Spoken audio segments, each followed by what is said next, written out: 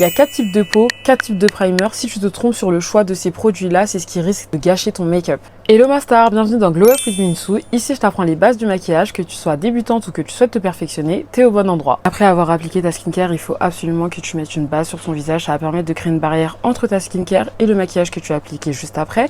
Maintenant, il y a combien de types de primer en fonction de type de peau? Il y en a 4.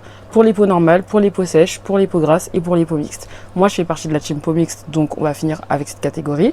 On commence par les personnes qui ont la peau grasse. Si tu as la peau grasse, il te faut absolument une base matifiante. Pour ma part, j'en ai 3, parce que j'ai la peau mixte, donc j'ai une partie de mon visage qui est gras.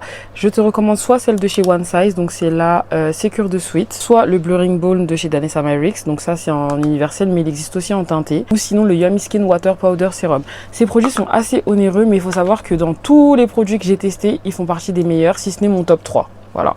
Ensuite, si tu as la peau normale, ça veut dire que tu n'as pas vraiment de problématique. Tu vas utiliser une base classique. Tu peux prendre n'importe laquelle tant qu'elle est recommandée pour les peaux normales à grasse. Celles que je te recommande, c'est les bases agrippantes comme celle de chez Milk ou celle de chez ELF. Ces deux-là sont bien, donc en termes de rapport qualité-prix, celle-là elle va être pas mal, mais ma préférée, ça reste celle-ci. Si tu as la peau sèche, il faut réaliser ta skincare de manière à ce que ta peau soit très hydratée et surtout choisir une base qui n'est pas asséchante. Donc pour toi, il faudra chercher une base hydratante. Malheureusement, j'ai pas d'exemple parce que moi j'ai la peau mixte, mais du coup tu peux aussi utiliser une base normale. Surtout faire en sorte que ça n'assèche pas ton visage parce que tu as déjà une peau sèche. Et pour finir, pour celles qui ont la peau mixte comme moi, il faut en utiliser 2 de manière générale, pour la partie grasse de ton visage et pour la partie normale. Donc pour la partie normale, comme j'ai dit, ça peut être celle de chez Milk, celle de chez ELF, et pour la partie grasse, celle de chez Danessa Myricks, base matifiante par exemple de chez NYX. Pour ma part, aujourd'hui ce que je vais faire, c'est que j'en ai utilisé 2 et c'est vraiment mon coup de cœur du moment, base de chez Danessa Myricks. Donc le Blurring Balm Universal et le Yummy Skin Water Powder Serum.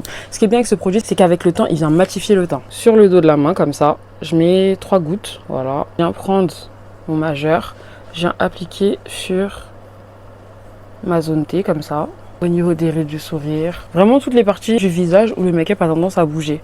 Pendant que ça sèche, ce que je viens faire, c'est que je viens prendre le baume, qui est comme ça, je viens prendre et je viens appliquer sur le reste de mon visage comme ça, les parties extérieures. J'en mets un peu au-dessus comme ça, en tapotant, pour fixer le sérum, on va dire. Quand la skincare elle est bien réalisée, il n'y a vraiment pas besoin de mettre une tonne de produits, hein, vraiment. Voilà pour l'application de la base. C'est vraiment une étape pour moi qui est nécessaire pour faire durer votre make-up dans le temps et surtout, comme j'ai dit au début, de créer une barrière entre votre skincare et le make-up que vous allez mettre. Ça vient encore faire en sorte que vous transpiriez le moins possible pour les personnes qui ont la peau mixte ou grasse comme moi. Dans le prochain épisode, on va voir comment réaliser ses sourcils.